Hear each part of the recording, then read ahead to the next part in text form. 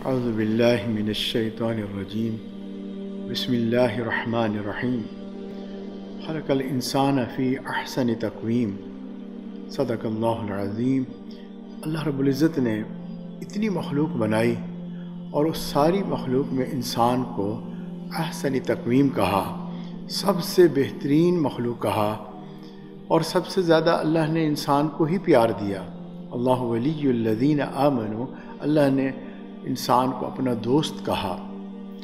اب دیکھیں جتنی بھی مخلوق ہے وہ مجبور ہے، اور اللہ رب العزت نے جو حکم ان کو دیا وہ وہی کر رہے ہیں، لیکن انسان اس کے بارے میں فرمایا کہ فَأَلْهَمَهَا فُجُورَهَا وَتَقْوَاهَا، کہ اللہ رب العزت نے اس کے اندر دو صفات رکھی۔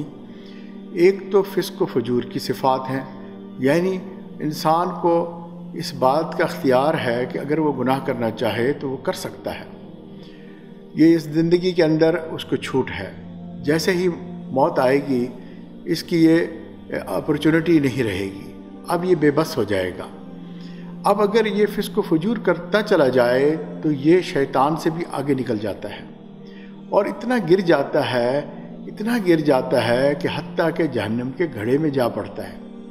اب یہی انسان جس کے اندر اللہ رب العزت نے جہاں فسق و فجور رکھا وہاں تقوی کی بھی صلاحیت رکھی، اور اگر یہ اللہ سے ڈرے گا، اللہ کا خوف اس کے دل میں ہوگا، پرہیزگاری کی زندگی کو گزارے گا، یہی بندہ اللہ رب العزت کا اتنا پیارا بنے گا کہ یہ فرشتوں سے بھی بازی لے جائے گا۔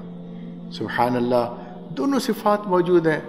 اب ہم نے اس کو سوچنا ہے کہ ہم کون سی زندگی گزاریں۔ تو بہرحال دونوں صفات ہیں انسان کے اندر، ہم نے فیصلہ کرنا ہے۔